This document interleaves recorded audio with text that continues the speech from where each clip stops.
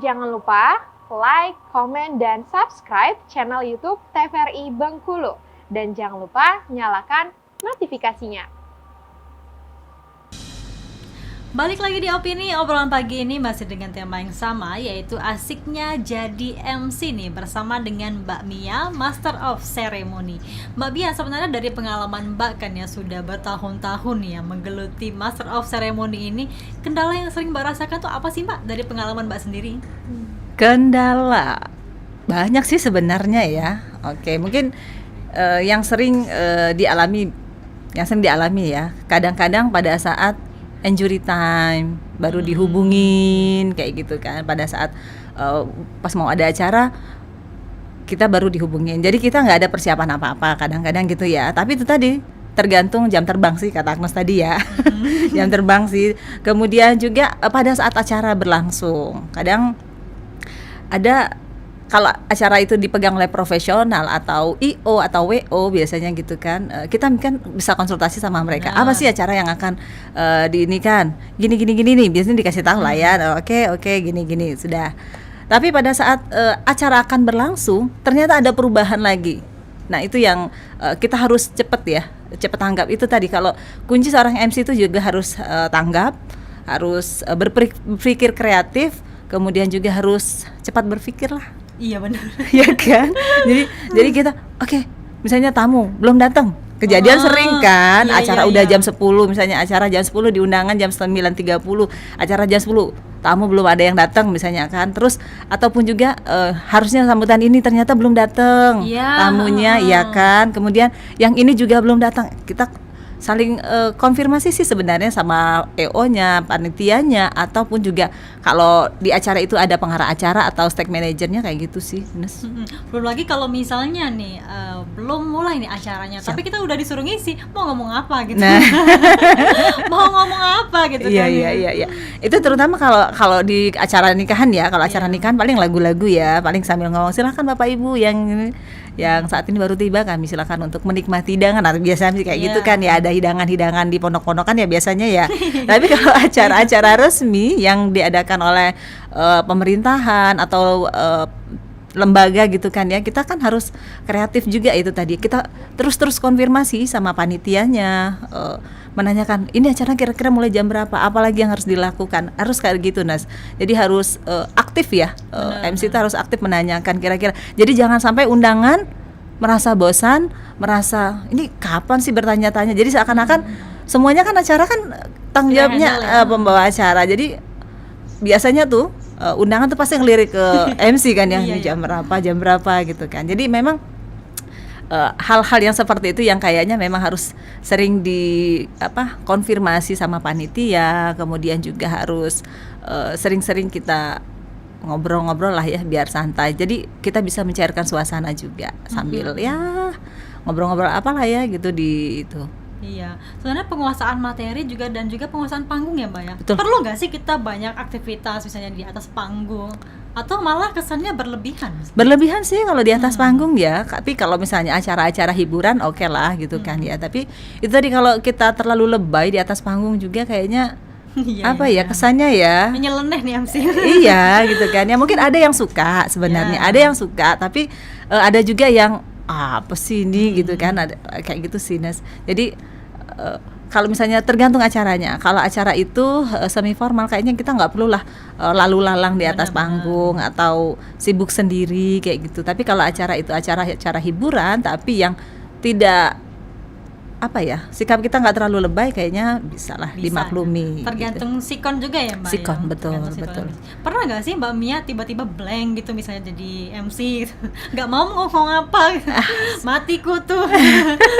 Pernah nggak sih Mbak Mia? Pernah gitu kan ya. Kadang kayak Agnes juga sih ya, misalnya kalau bawa acara gitu kan ya, ini kita sudah aktif nanya-nanya sama narasumber ataupun juga narasumber lah ya, sering nanya.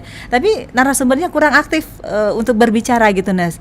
Jadi kita udah nanya, pertanyaan kita mungkin habis stok ini ya. Jadi mau apa lagi? Jadi itu lagi ya, kita memang kalau namanya ngeblank itu pasti semua orang pernah melakukan ataupun juga ya Itu kesalahan fatal sih sebenarnya, Iya. tapi itu tadi kreatifnya kita gitu kan ya. Jadi oke, mungkin kita agak ngeles ke masalah lain. Itu lagi sih tinggal pintar-pintarnya ngeles kita. ya. Iya, kuncinya kita sih ngeles. sih sebenarnya. Tapi kalau Mbak Mia sendiri itu lebih ke arah mana nih Mbak? MC hiburan kah?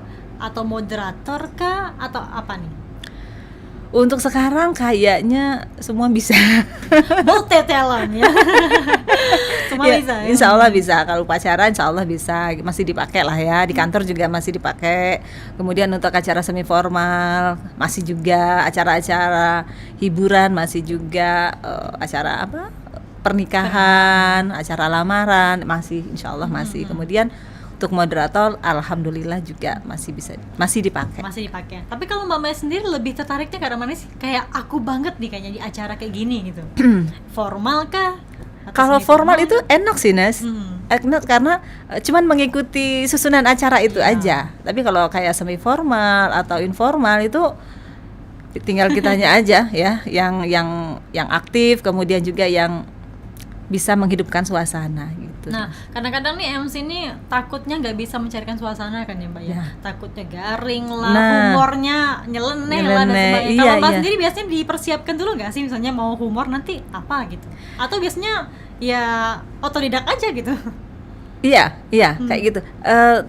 Tergantung, kadang kita kan MC ada yang sendiri ya, Iya. ada yang sendiri, ada yang berdua sama Partner ya. teman, ada partner gitu kan. Jadi kadang kita habis ini ngobrol yang ini yuk, gitu. Kita jadi saling konfirmasi dulu, kita mau ngomong ini. Jadi harus biar ada TikToknya lah ya, Iya. biar nyambung antara MC 1 sama MC 2. Jadi memang harus konfirmasi dulu, saling melengkapi. Oh, kamu nanti ngomong yang ini. Kayaknya perlu kayak gitu karena Iya, kalau iya. saling jadi enak, suasananya jadi hidup, kemudian juga acaranya jadi enak. Jadi kalau misalnya agak lucu ya, jadi kalau misalnya nggak ada yang ketawa, kita gimana caranya supaya audiens kita ketawa juga gitu. Bener-bener sih, apalagi kalau misalnya nge-MC sendiri itu berat banget ya Mbak ya. Berat sih. Kita yang handle sendiri. Kalau Betul. misalnya partner kan mungkin bisa tektokan seperti Betul, yang bilang tadi ya. iya. Benar. Kalau sendiri itu semuanya balik-balik sama kita. Kalau ada yang salah, balik kita Iya, lagi iya, gitu iya, kan. Jadi itu tadi, kalau seandainya kita MC sendiri, itu tadi kita butuh yang namanya pengarah acara atau stage manager gitu ya. Ataupun juga paling enggak kita pegang satu orang panitia yang memang benar-benar bertanggung jawab atas acara itu. Jadi jangan sampai nanti kita mau acara yang ini ternyata ada susulan lagi acara yang lainnya, kan kayaknya nggak siap ya, MC-nya kesannya nggak siap. Kemudian kita harus pegang satu nomor panitia yang memang benar-benar bertanggung jawab di acara itu. Jadi kita saling konfirmasi, ini acara ini habis ini ya, ini Iya, ya. iya. Jadi saling tahu-tahuan, atau paling nggak kita minta tolong ke panitianya, duduk di sini, ada kalau ada Benar. pembaharuan atau ada acara yang mau ditambah, kita bisa saling konfirmasi gitu sih Nas. Karena kan kalau misalnya MC ini kan beda Mbak ya sama host kita mungkin di radio sama di TV. Ada PA-nya ya, ada pengarah Betul, acaranya. betul. Kalau misalnya MC itu kan kadang kita nggak tahu kodenya apa kan, tiba-tiba ada trouble Betul, mungkin kan, iya, atau iya. salah nama gitu kan. Betul, betul. Sebenarnya perlu konfirmasi juga ya. Betul, Dikit-dikit betul. konfir gitu kan. Iya, betul. Karena memang pernah kejadian misalnya ada satu orang yang namanya salah gitu, itu sangat apa ya, pernah mengalami Nes? Pernah kan, jadi kita nggak enak sendiri kan Iya. ya. Jadi pada saat kita salah, kita pun harus pintar ngelesnya Nes. Pada saat Misalnya nih. pada saat awal kita kan salah sebut, mungkin pada saat sambutan Bapak ini nyebut nama saya ini. Iya. Jadi nanti pada saat di akhir setelah beliau selesai sambutan, jadi kita mohon maaf Bapak gini. Tapi kita kasih up dia. Jadi kita kasih panggung sedikit. Oh, Bapak iya, ini iya, ya, iya. Bapak ini adalah gini. Beliau ini ternyata luar biasa sekali. Jadi menutupi kesalahan kita di awal tadi, karena memang kadang kan seperti yang disampaikan Agnes tadi, kalau udah panitianya nggak ada, kita mau konfirmasi salah nama Iya. gini kan, pernah kejadian kayak gitu. Jadi ya untuk menutupi yang salah kita tadi di awal, ya udah kita mencoba menaikkan beliau dengan ya prestasi atau apalah gitu Nes. Wah, ini tips yang berguna banget ya untuk saya ya. Ya.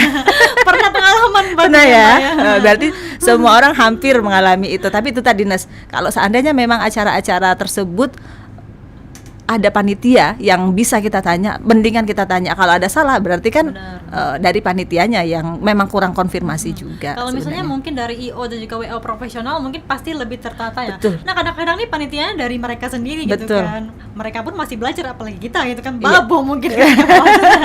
Oke Mbak Mia, kita jeda dulu nih ya. Nanti kita bahas lagi terkait dengan tema kita yaitu asiknya jadi MC. Pemirsa, kami akan kembali setelah jeda pariwara berikut ini.